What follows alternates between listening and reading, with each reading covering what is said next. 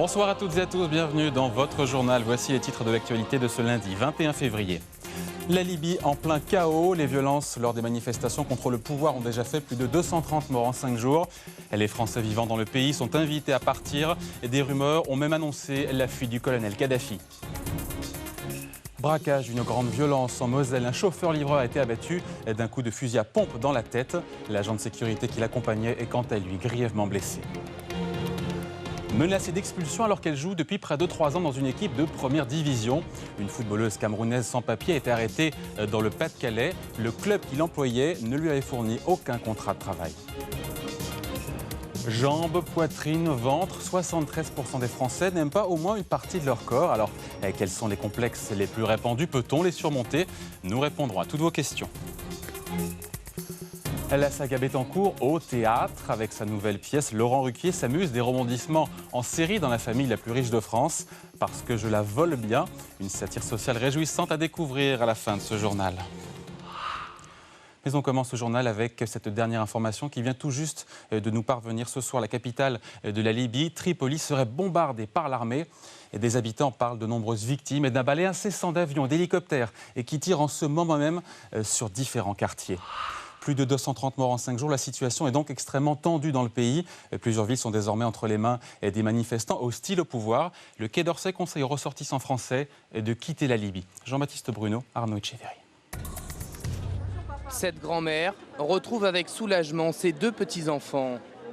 Retour précipité en France pour une partie des 700 expatriés qui vivent en Libye. À leur arrivée cet après-midi, certains racontent le climat de peur qui s'est installé notamment à Tripoli, la capitale. Les gens se tirent dessus, les voitures brûlent et voilà, ils sont en train de tout détruire, quoi. Les routes sont barrées, on a des gens armés de Kalachnikov qui fouillent un peu les taxis pour vérifier qu'il n'y ait pas de choses dedans.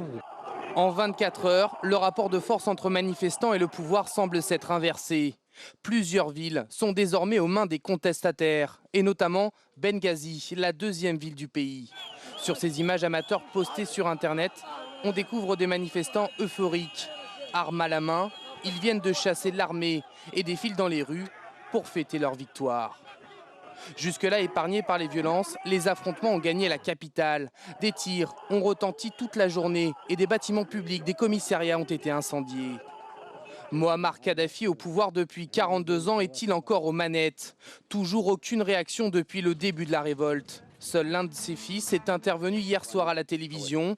Le doigt levé, celui-ci menace son pays d'une guerre civile. Il va y avoir du sang.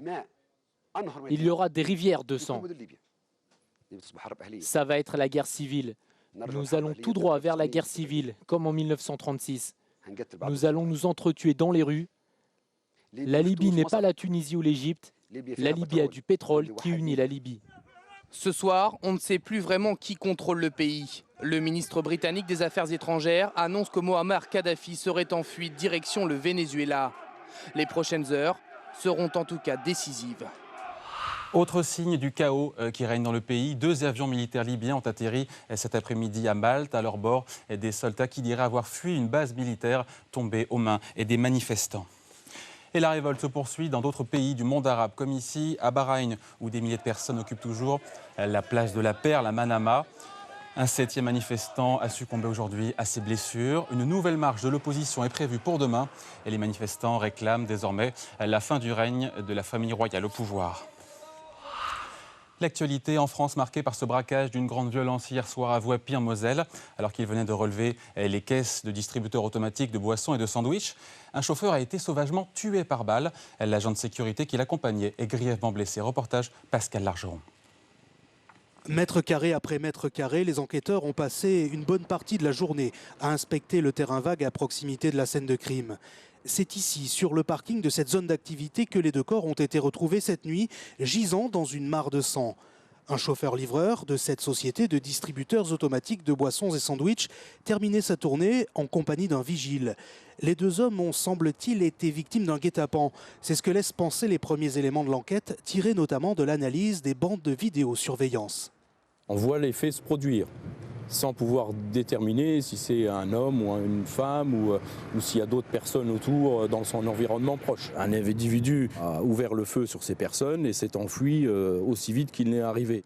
Les victimes se sont fait tirer dessus à bout portant, en plein visage, avec une arme de gros calibre. Le chauffeur est mort sur le coup, son vigile grièvement atteint au visage. Pourquoi un tel déchaînement de violence? Les enquêteurs essaient encore de comprendre le mobile de l'agression. Un cambriolage qui aurait mal tourné ou un règlement de compte? Aux nombreuses questions s'ajoute l'émotion. Ça m'a un peu... J'étais un peu sur le coup, quoi. C'est juste à côté en plus, et moi je travaille... La plupart du temps, je suis tout seul dans le bureau. Le parquet de Metz n'a pas souhaité ce soir en dire plus sur les faits, ni sur ce qu'est devenu la recette du jour prélevée par le chauffeur dans les distributeurs automatiques et dont le vol pourrait constituer le mobile du crime. Une information judiciaire a été ouverte pour assassinat et tentative d'assassinat. Début décembre, rappelez-vous, 2 étudiants disparaissaient à 24 heures d'intervalle après une soirée dans la même boîte de nuit à Nantes. Un important dispositif avait été déployé pour les retrouver, mais en vain. Eh bien, un corps a été découvert dans la Loire, non loin de la discothèque. Certains indices laissent croire qu'il s'agit de Rémi Calmeja, notamment les chaussures et les vêtements. Mais le corps n'est pas encore formellement identifié. Une autopsie est en cours. Seule certitude, il ne porte aucune trace de violence. Et puis hier soir, nous vous parlions de ces 2 adolescents du Nord mutilés par l'explosion de la bombe artisanale qu'ils avaient fabriquée. Un accident qui n'est pas un cas isolé. Pour preuve, l'histoire de Louis Adrien. En 2007, ce jeune homme a perdu une partie de sa main en voulant confectionner un explosif. Un témoignage rare recueilli par Marc Guéring et Valérie Gibel. Des phalanges en moins, de nombreuses cicatrices. 4 ans après, Louis Adrien porte encore de graves séquelles de son accident. En s'improvisant apprenti artificiel, il a été victime de sa passion pour les bombes artisanales. C'était un pari complètement fou de faire des explosifs, surtout avec des recettes trouvées sur Internet et que je ne maîtrisais pas. L'accident a eu lieu alors qu'il n'avait que 14 ans. Louis Adrien souhaite montrer à un ami comment il a réussi à confectionner une bombe extrêmement puissante à base d'explosifs en plastique. C'est ici que j'ai perdu la moitié de ma main. Son erreur, avoir voulu couper son pain de plastique de 38 grammes avec un cutter. Le métal agit alors comme un détonateur. J'ai posé la lame de cutter sur le morceau de plastique et immédiatement ça a explosé. Et là, c'est un peu le trou noir, quoi. Mais comment cet ado s'est-il retrouvé avec un tel explosif entre les mains?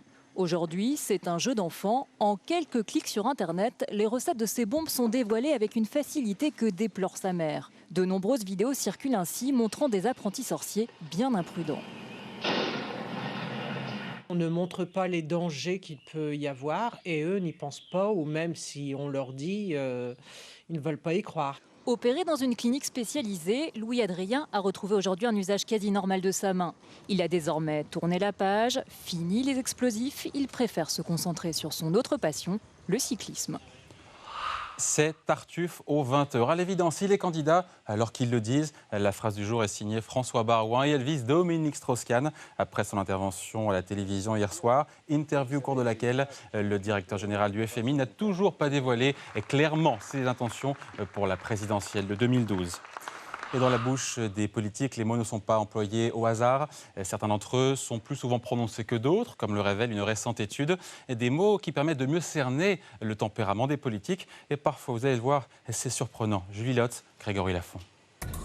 L'étude est simple, comme un quiz télévisé. Il s'agit de compter le nombre de fois où un mot apparaît dans le discours. C'est parti pour le pronom « je ». Vous savez, je ne fixe pas, je ne fais pas les choix comme ça. Et si je le faisais comme cela, je n'aurais pas présidé. 5 fois en 8 secondes, Nicolas Sarkozy est bien le champion de la première personne. Le président prononce le mot « je » 46 fois sur 1000 mots. Sur le podium avec lui, Ségolène Royal et François Bayrou, ses dauphins à la présidentielle de 2007. Un leadership pas étonnant pour les auteurs de l'enquête. Il y a une espèce de personnification du personnage, quelle que soit la fonction chez Nicolas Sarkozy, qui est constante. De là à dire que c'est du narcissisme, encore une fois, on évite de trop extrapoler. Lui n'est pour l'instant pas candidat pour 2012, mais le langage de DSK prouverait qu'il est très volontaire. Personne, par exemple, n'utilise plus que lui l'expression « il faut ». Il faut voter socialiste, il faut ce combat-là, il faut le mener, il faut voter socialiste. Attention, l'étude révèle aussi les carences des politiques. Numéro 1 sur le mot budget, DSK est bon dernier sur le terme environnement. Mise au jour également quelques surprises. Prenez le mot délinquance. À votre avis, messieurs les parlementaires, qui l'emploie le plus? Délinquance, Nicolas Sarkozy. Nicolas Sarkozy. Alors que feu? Gagné, mais juste derrière, on trouve Manuel Valls, candidat à la primaire socialiste, très friand des thèmes sécuritaires. Enfin, les obsessions, qui parlent le plus du président de la République, quelqu'un de son camp forcément, eh bien pas du tout. Parce qu'il a quand même quelques petits points de repère politiques, Sarkozy. Contre Nicolas Sarkozy. A commencé par Sarkozy. De la politique de Sarkozy. Mais Sarkozy, il n'en peut plus. À 14 mois de la présidentielle, les candidats sont prévenus, ils parlent désormais à mots comptés. Regardez cette femme, elle s'appelle Rigobert Mbah. C'est une joueuse de football international. Cette Camerounaise joue depuis l'été 2008 en première division féminine dans l'équipe des Nains-Beaumont dans le Pas-de-Calais. Mais depuis quelques jours, elle est menacée d'expulsion. La raison, la footballeuse est une sans-papier. Samuel Duhamel, Melchior Insi. Le sourire aux lèvres, Rigobert Mbah vient d'apprendre qu'elle ne dormirait pas ce soir dans un centre de rétention. Soulagée, la jeune femme sait pourtant qu'elle reste menacée d'expulsion. Le parcours encore long. Le plus important est à venir, quoi. Mon problème, c'est d'être régularisé, continuer à faire ma passion. Depuis 2 ans, elle porte le maillot vert des Nains-Beaumont. Sur le terrain, cette internationale camerounaise est l'une des meilleures joueuses du club de première division. Mais depuis son arrivée en France, Rigobert Mbah n'a jamais été régularisée. Jeudi dernier, elle a été arrêtée et placée en centre de rétention. Pour son avocate, le club n'a jamais rien fait pour aider la joueuse qui vivait seule en France, loin de ses 2 enfants restés au Cameroun. Les dirigeants auraient même profité de sa fragilité pour l'exploiter. Le club des Nains, premièrement, n'a pas l'intention d'obtenir véritablement la régularisation de sa situation administrative. Deuxièmement, a trouvé là l'opportunité de se payer l'une des meilleures joueurs du monde pour rien. Avec un pseudo-salaire de 50 € par semaine. Des accusations que le président du club des Nains-Beaumont réfute en bloc. Non seulement il a toujours aidé la joueuse, mais un dossier a même été constitué pour tenter d'obtenir sa régularisation sans succès. Nous avons donc trouvé, pour que Rigobert Mbah ait chez soi, un appartement. La saison dernière, il y a eu à peu près entre 8 000 et 9 000 €, 10 000 € qui ont été donnés pour aider Mlle Rigobert. Rigobert Mbah sera fixé sur son sort jeudi. C'est le tribunal administratif de Lille qui décidera si oui ou non elle peut rester en France. Et si on parlait maintenant de nos petits complexes, ventre pas assez ferme, poitrine pas assez généreuse, jambes trop courtes, 73% des Français se disent complexés par au moins une partie de leur corps, selon un sondage Ipsos. La preuve, écoutez. Le nez, il me semblait gros. Effectivement, mes joues, j'aime pas trop. Je dirais mon poids, comme beaucoup de gens. Quand j'avais 12 ans, je me trouvais trop maigre. Quand j'étais plus jeune, on m'a souvent dit que j'avais un feu sur la langue. Les lunettes. J'étais très petit quand j'étais jeune, mais c'est comme tout, on finit par s'y faire. Alors, quelles sont les parties du corps qui dérangent le plus les Français? Peut-on surmonter ces complexes? Ce soir, c'est Karine Guilloc qui répond à toutes vos questions. Bonsoir Karine. Bonsoir. Première question d'internaute. Par quelle partie du corps les Français sont-ils complexés? Par leur ventre. 50% des Français n'aiment pas leur ventre. Et c'est un véritable sujet de crispation pour 70% d'entre eux, puisqu'ils préfèrent ne pas en parler. 84% refusent de le montrer. D'autres parties du corps sont bien sûr accablées dans cette étude. 18% des Français n'aiment pas leurs hanches ni leurs fesses, principalement des femmes. Et 16% n'acceptent ni leur poitrine ni leur torse. Celles-là, elles sont pas mal quand même. Ouais. Bon, allez, deuxième question d'internaute. À partir de quel âge les Français se sentent-ils complexés? En fait, les complexes peuvent apparaître par étapes, mais très tôt, vers 3-4 ans. Quand l'enfant prend conscience de ce qu'il est et qu'il est confronté aux autres, il va alors se comparer à eux et se juger. L'attitude des parents sera déterminante. Les critiques répétées, l'agacement de voir son enfant ressembler à un membre de la famille que l'on n'aime pas, ou la déception exprimée de le voir si différent de l'enfant que l'on avait imaginé, tout cela va peser sur le regard qu'il porte sur lui-même et favoriser l'enracinement des complexes. Mais c'est bien sûr à l'adolescence que l'on en développe le plus. Et peut-on guérir d'un complexe? Oui, un complexe peut en effet devenir un moteur, petit par la taille, grand par le destin. La légende veut que Napoléon ait été complexé par sa taille, d'où sa soif de conquête et de pouvoir. Toujours un problème de taille, mais d'une autre nature cette fois. Jennifer Lopez n'aime pas ses fesses, or elle en a fait son atout, sa marque de fabrique. Et elle, en revanche, était plate comme un garçon. Jane Birkin et sa petite poitrine ont fait une belle carrière. Les exemples sont nombreux, heureusement. On peut donc être complexé et promis à un bel avenir, c'est rassurant. Merci Karine Guilloc pour ces explications. Et 24 heures après son sacre de champion du monde en slalom géant, Jean-Baptiste Grange était de retour sur ses terres aujourd'hui. L'enfant du pays a été accueilli en héros à Valois, en Savoie. Médaille d'or autour du cou, le skieur français a eu droit aux honneurs de son village. Écoutez-le. C'est un accueil qui est énorme. J'ai déjà vécu ça en 2006 pour les Jeux, en 2007 pour la médaille, en 2009 pour le Globe, et c'est des moments qui sont hyper agréables. Après, je suis quelqu'un de timide et je sais que les premières fois où je suis revenu là, en 2007, après la médaille, j'étais encore jeune et ça m'impressionnait plus qu'autre chose. Aujourd'hui, je profite aussi beaucoup plus de ces choses-là. Vous connaissez le camping au bord de la mer, et pourquoi ne pas camper à la montagne? C'est le concept du caravanège, une façon singulière et économique d'apprécier les vacances à la neige. Fabien Lapierre, Laurent Blanchard. Certains sont plutôt chalets, eux, ils sont camping-cars. Pour ses vacances à la montagne, cette famille belge a opté pour le caravanège des Saisies, un camping sous la neige. Ils y reviennent tous les ans. Ça va? La forme? Et ils ne sont pas les seuls. Bien roulé? Depuis le début, on a... Ouais, les gens, ça fait 10-15 ans qu'ils sont habitués au caravanège. Pour s'installer, rien de plus simple. Il faut juste brancher le gaz, l'électricité et bien protéger le camion du froid. En 5 minutes, tout est prêt. Il reste une chose à faire très importante, sortir les luges pour les enfants.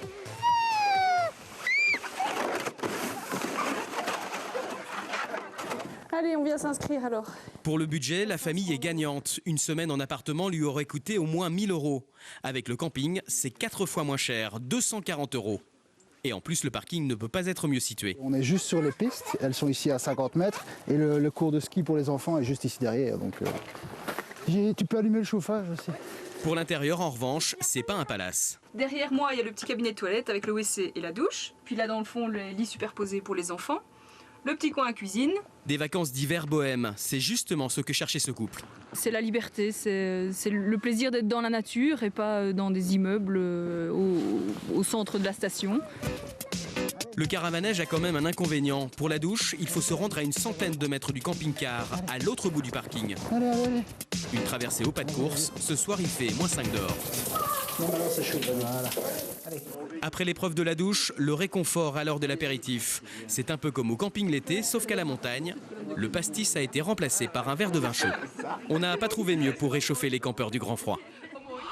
Le classement des acteurs français les mieux payés est publié chaque année par Le Figaro. Et cette fois, il réserve une surprise. La première place est occupée par une femme, Marion Cotillard. Grâce notamment au Petit Mouchoir de Guillaume Canet et au film américain Inception, la comédienne a engrangé 2,35 millions d'euros en 2010.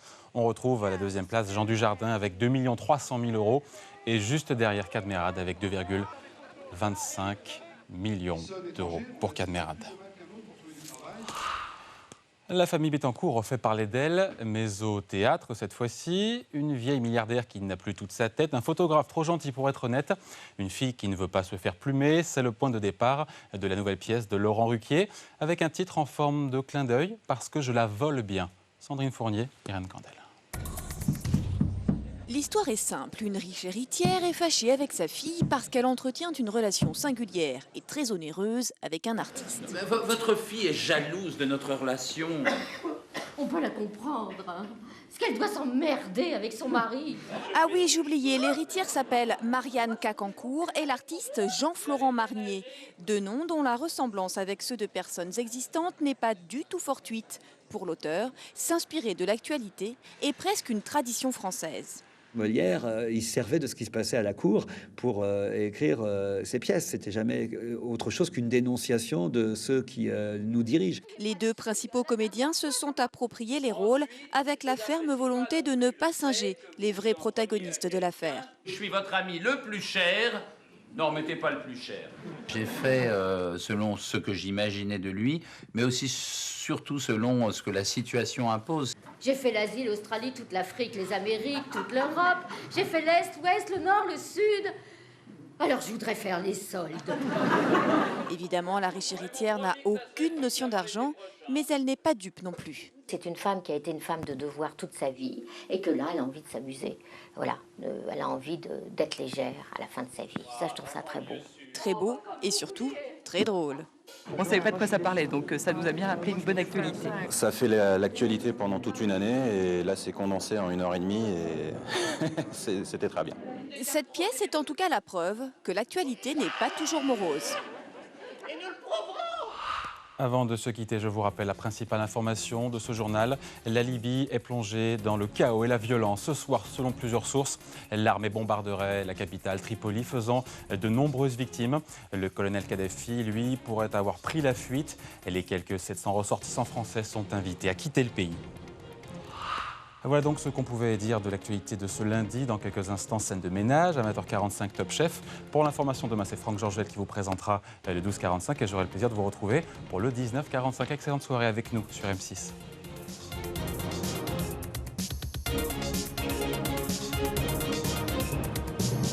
Vos questions et réactions sur m6actu.fr.